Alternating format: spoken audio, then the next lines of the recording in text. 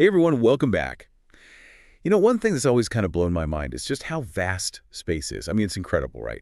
But with all that space, there's got to be a lot out there, and some of it, well, some of it might not be so friendly. Yeah, it's definitely a mixed bag out there, but, that's kind of the beauty of it, too. It's this huge unknown that we're constantly trying to understand. Exactly.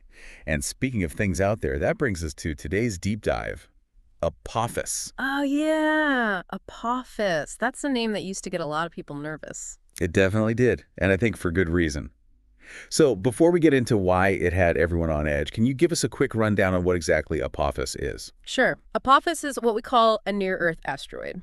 Basically, it's a big chunk of rock, about 370 meters across. To give you an idea, that's like bigger than a couple of football fields combined. Well, that's pretty big. Oh, yeah, definitely big enough to do some serious damage if it were to, hit us.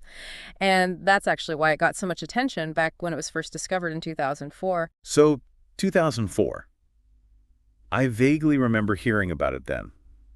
I was, still in high school? Yeah, that sounds about right. Anyway, when they first spotted it, the initial calculations, well, they suggested there was a chance it could hit Earth in 2029. Oh, wow. I can see why people were freaking out a bit. Yeah, a small chance, but still. And when you're talking about something that size, well, you don't want to take any chances.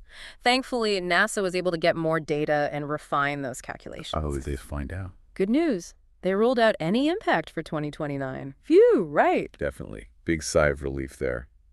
But wait, I think I remember hearing that even though it wasn't going to hit us, Apophis was still going to come pretty close in 2029. We've got a good memory. Yeah, it's going to pass by Earth at a distance of about 31,600 kilometers. That's got to be close, right? Yeah. Like in space terms? Oh, yeah, super close. Closer than some of our weather satellites, even. No way. So we could actually, see it.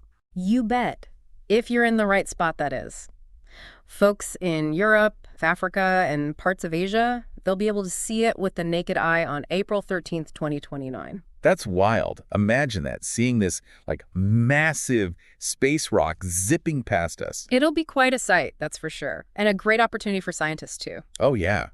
I bet there's a lot they can learn from something like this. What kind of stuff are they looking at? Well, this close encounter gives us a chance to really study Apophis up close. We can learn about its composition, what it's made of, its structure, how dense it is, even how its rotation is affected by Earth's gravity. Speaking of gravity, that makes me wonder, this close pass, will it change Apophis's path at all?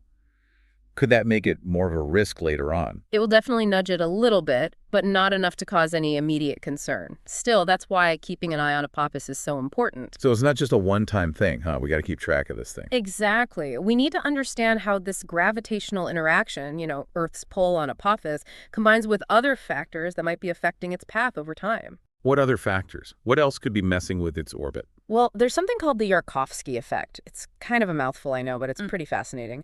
Basically, sunlight heats up the asteroid unevenly.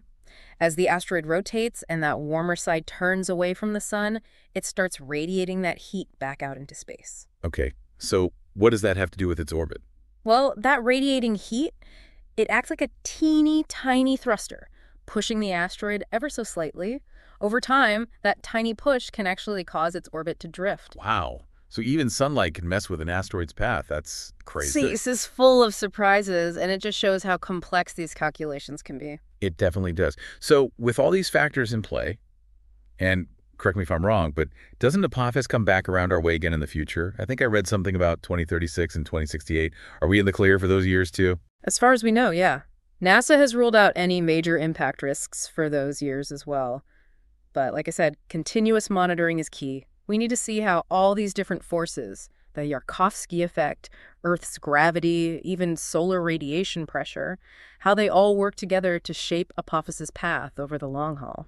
So we've got our eyes on you, Apophis. But, in a way, it kind of seems like Apophis, even though it scared everyone at first, it's actually been a good thing. How so? Well, it's like a wake-up call, right? Yeah. It's made us take planetary defense more seriously.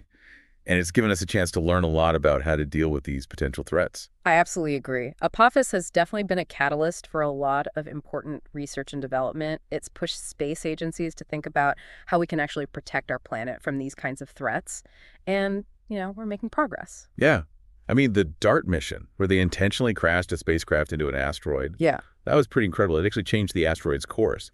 It was a huge success. It proved that we can actually deflect an asteroid if we need to. Of course, we still have a lot to learn, but DART was a major step forward. That's awesome. So to wrap things up, Apophis might not be an immediate danger, but it served as a great learning experience. We're definitely more prepared now than we were back in 2004, that's for sure. Couldn't agree more. And who knows what other challenges are out there waiting for us.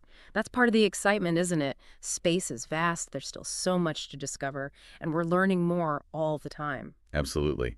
Well, on that note, thanks for joining us for this deep dive into Apophis. It's been a fascinating journey. And all you listeners out there, keep looking up and stay curious. You never know what you might find out there.